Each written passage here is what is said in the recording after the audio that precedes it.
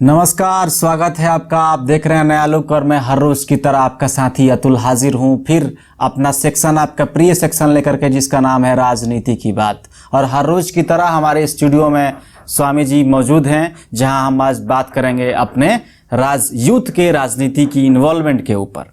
लेकिन उससे पहले मैं आपको ले जाना चाहूँगा 1975 का वो दशक। क्या हुआ था उस दशक में? उस दशक में इंदिरा गांधी ने इस पूरे देश में इमरजेंसी जैसी भयावह चीज़ लगा दी थी, और उस इमरजेंसी के खिलाफ लड़ने के लिए जयप्रकाश नारायण और यूपी से राम मनोहर लोहिया जैसे नेताओं ने अपने हाथों में बागडोर उठा लिया। और इन्हीं बड़े बड़े नेताओं के नेतृत्व में ना जाने कितने यूथ लीडर पैदा हुए, जिनका आप नाम भी जानते हैं। लालू यादव, नीतीश कुमार, सुशील कुमार मोदी और यूपी से मुलायम सिंह यादव जैसे बड़े चेहरे रहे। इन सारे यूथ लीडरों ने यूपी और बिहार के सत्ता पर ना जाने कितने साल तक राज किए, सिंहासन पर विराजमान रहे।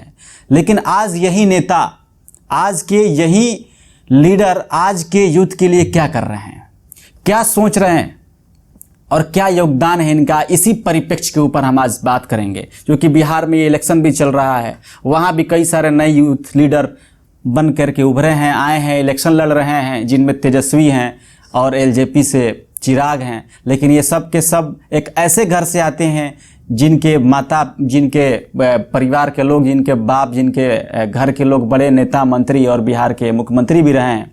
लेकिन जो जनरल यूथ हैं, जो साधारण यूथ है, उसके लिए नेता क्या कर रहे हैं?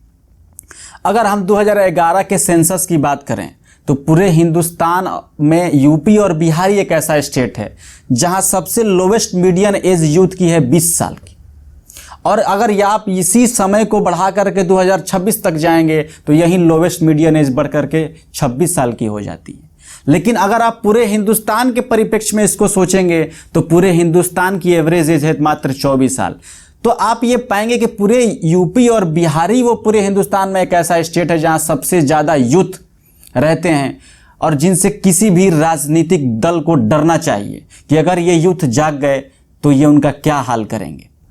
लेकिन हम इन्हीं सारे विषयों पर बात करने के लिए आज मौजूद हैं स्वामी जी के साथ स्टूडियो में। तो स्वामी जी, मेरा पहला सवाल आपसे कि इन यूथ जो हम आज देख रहे हैं, बिहार में भी इलेक्शन चल रहा है, तेजस्वी की आज हम रैलियों को आप देखेंगे तो जिस तरह से यूथ का पार्टिसिपेशन है, वो एनर्जी के साथ, वो इतना बड़ा हुजूम, उनका जमला और उनकी नारेबाजी उनके समर्थन में, ये क्या लग रहा है आपको देख के? क्या कहेंगे इस बात पे? देखिए, आपने 2-3 बात बहुत अच्छी की। आप 1975 में ले गए। 1975 में ले गए, आपने बताया कि उस समय जेपी और इनका राम मनोहर लोहिया का जो था नेतृत्व में, हाँ, नेतृत्व में बहुत सारे यूथ लीडर आए इस देश में आए और उन्होंने अपना अपना जो भी था। लेकिन आपने कहा कि युद्ध से डरना चाहिए। क्यों डरे? हमको ये बताइए। आप मुझे ये बताइए कि हम क्यों डरे? हाँ। उस समय भी तो लालू यादव युद्ध थे। नहीं, मैंने समझ के कि युद्ध से इन नेताओं को डरना चाहिए। हाँ, तो क्यों उनको डर नहीं है ना? क्योंकि वो जानते हैं कि अच्छा, हम भी तो इनको, हम आए। और देखिए, राजनीति की रोटी सेकता कोई और है, खाता कोई और है। अच्छा, हाँ। और आप जो है इस चीज को समझिए, हाँ, कि आप जिस युद्ध की बात कर रहे हैं, ये लोग भी तो युद्ध थे। लालू यादव का जो एरा कहिए, लालू प्रसाद यादव जो 1990 से लेकर 2004 तक का जो एरा रहा 15 साल, ये तो यूथ नेता के तौर पे आए थे। हाँ, बिल्कुल। अगर सबसे ज्यादा इन्होंने किसी का बेड़ा गर्क किया तो किसका किया? यूथ का किया। ठीक है। ये स्वामी जी का बड़ा आरोप है आरजेडी के ऊपर कि आरजेडी ने सबसे ज्यादा यूथों का बेड़ा गर्क किया। ना उन्हें नौकरी मिली, ना उन्हें पहचान मिला, और ना ही उन्हें रोटी कपड़ा जैसे जरूरी चीजों का मुहैया कराया गया उस पार्टी की ओर से। उसके बाद जो भी था, शिक्षा उक्षा तो छोड़ दीजिए, शिक्षा तो छोड़ दीजिए, शिक्षा ये सब तो अब इन सब चीजों को। उसके बाद आइए दूसरी पॉलिटिकल पार्टी आई। ठीक है, आपने कहा युद्ध का, तो आइए एक एक विश्लेषण करते हैं ना सारी पार्टियों की। करते हैं कीजिए। कांग्रेस में थे राजीव गांधी, उस समय थे, देश में नेता थे। ये भले समाजवाद से नहीं उभरे थे, लेकिन इनकी पार्टी थी। इन्होंने क्या किया? इन्होंने देश का बंटाधार कर दिया। अच्छा, इन्होंने कितने युवा, आप एक चीज समझिए, 1990, अभी इनका सबसे बड़ा यंग लीडर कौन है? 54 साल के, 50 या मतलब ऐसे कुछ कहा जाता है, 49-50 साल के हैं, उनका मुझे नहीं पता। हाँ, तो 51 साल के हैं वो राहुल गांधी। हाँ। अब 51 साल का युग तो बस कांग्रेस में ही हो सकता है। ठीक है। हाँ। अब तीसरी आइए, देखिए कैसे इस देश में युद्ध के नाम पे सब तीसरा नेता यहाँ से तो मुलायम सिंह यादव, तो मतलब यहाँ तो ऐसा आप बोल रहे मुलायम सिंह यादव उत्तर प्रदेश में बने थे उस समय। हाँ बने थे। तो यहाँ कौन सा कल्याण किया उन्होंने, ये तो आप देख ही ले पूर्वांचल की क्या हालात थी। जी जी ठीक है। अब आ जाइए चौथे पॉलिटिकल पार्टी है बीजेपी। बीजेपी ठीक है, भारतीय जनता पार्टी जो कहती है कि युद्ध का सबसे ज्यादा सपोर्ट 2014 में उनको मिला। उसने अब वो जो है इस हालात पे आप सोच सकते हैं कि आपने एक आंकड़ा दिया कि 20 साल तक 2011 के सेंसस के अकॉर्डिंग 20 साल है एवरेज बिहार का। अब पूरे देश का अगर जाए तो 24 साल है। हाँ जी। और अगर वही 2000 आज से अभी जो 2026 में जाएंगे तो वहीं बढ़कर के 29 साल के हो जाए। 2000 एकदम सही बोले आप। 15 साल। अब एक चीज बताइए, देखिए ये पार्टी आई मतलब युद्ध के नाम पे आई पार्टी, उसको वोट भी मिला और 2019 में भी थंपिंग मेजोरिटी उसको मिली है, इसमें कोई शक नहीं। लेकिन इसने युद्ध के साथ कितना अच्छा काम किया आप इस चीज को समझिए। इसने युद्ध के साथ किया कि आते के साथ पहले इसने जीएसटी लाया, जितने स्वरोजगार वाले छोटे छोटे थे, क्योंकि देखिए बीजेपी बहुत ही मतलब चुनाव मोड में रहने वाली, बहुत ही ज्यादा जल्दी में रहने वाली पार्टी है, इस चीज को समझना होगा। उसको लगता है कि सब चीज, उनको अपने ऊपर कॉन्फिडेंस नहीं है कि अगले 5 साल हम रहेंगे कि नहीं रहेंगे, और वो हर चीज जो है उसी एकदम 5 साल के लिए प्लान करते हैं। अब कहिए क्या कि तो जल्दी में ना रहे, तो इतने साल से चल रहा था, मोदी जी का स्टेटमेंट भी है तो चलते रहता, बोलते नहीं चलते नहीं रहना चाहिए था।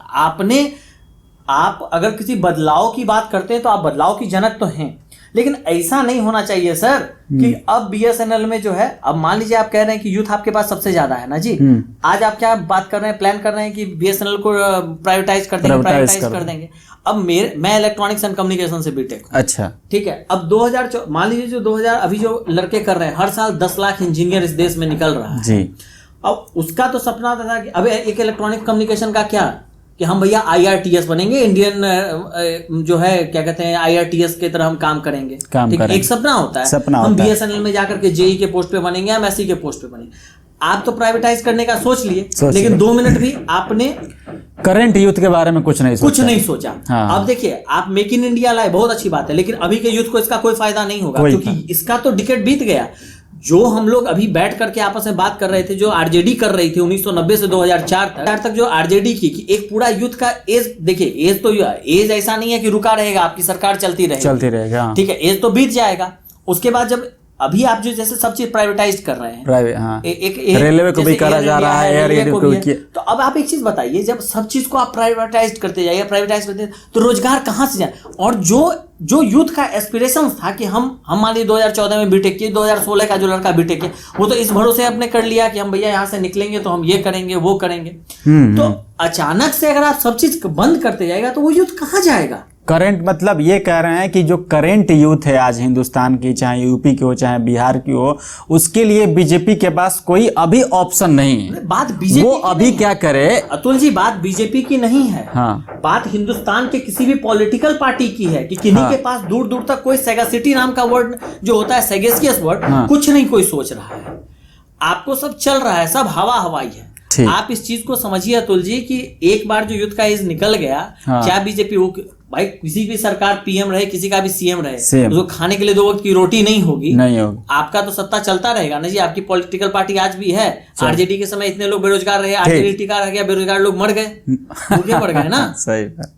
जेडीयू आप ही जो बात कर रहे हैं कि आप मेक इन इंडिया की बात आप कर रहे हैं। आज ही स्वामी जी मैंने एक हंगर इंडेक्स देख रहा था, जिसमें इंडिया का जो हंगर इंडेक्स है वो पाकिस्तान, बांग्लादेश और श्रीलंका से भी उनका बुरा हाल है हिंदुस्तान का हंगर इंडेक्स में, पूरे वर्ल्ड लेवल पे। आप ये मनाइए कि हमारा जो उत्तर प्रदेश का जो 20 साल का जो एक एवरेज एज है, उसको आप अगर आप इससे कंपैरिजन करें तो कीजिए, तो केन्या का एवरेज एज है 20 साल। 20 साल। तो क्या आप हिंदुस्तान को केन्या बनाना चाहते हैं? नहीं।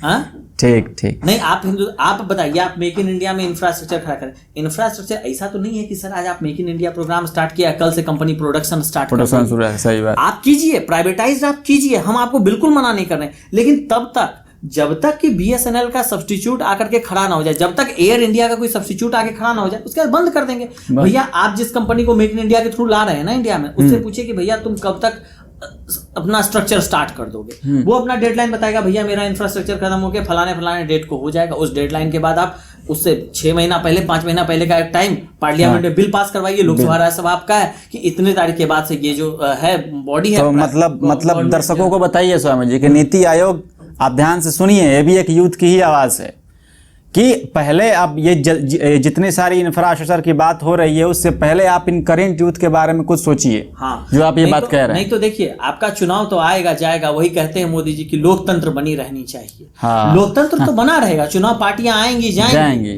ठीक है, लेकिन देश का वही जो कहते हैं कि लोकतंत्र, आप ये सब तो होता रहेगा, लेकिन अगर यूथ को अगर आप रोड पे खड़ा करके, ठीक है, कोई भी नीतीश कुमार हुए, चाहे अब हम बिहार चुनाव के परिप्रेक्ष्य में बात किए, एक ऐसा पार्टी बताइए, नीतीश कुमार 15 साल से, चलिए आरजेडी तो चलिए छोड़ दीजिए, और आप सोचिए कि नीतीश कुमार के पास एक जो इंडस्ट्रियल कॉरिडोर नाम का एक वर्ड जो होता है वो अगर बिहार में और हमारे पास कमी कुछ चीज की नहीं है। अच्छा। आपको 6 घंटे में रिसोर्स में 4 घंटा पटना से 5-6 घंटे में आप धनबाद पहुंच जाते हैं, ठीक है, 6 घंटे में आप रोड से धनबाद पहुंच के कोयल वहां से आप उठा सकते हैं। आपके पास वाटर रिसोर्सेज सबसे ज्यादा है, आपके पास फर्टाइल लैंड सबसे ज्यादा है, गैंगेटिक लैंड है आपके पास रिसोर्सेज में बस कोयल ही नहीं, आप थोड़ा सा तिलैया निकल जाइए, आपके पास वहां भी माइका उका सब कुछ मिलता है। हाँ, तो आपको 5 घंटा, और वो पूरा बरौनी वाला इलाका है, रिफाइनरी है, आप उस चीज को आप बढ़ाने का क्या काम किया? हमको नीतीश कुमार से इतना बताइए, 15 साल में आपने कितने इंडस्ट्रियल कॉरिडोर बना दिए भैया?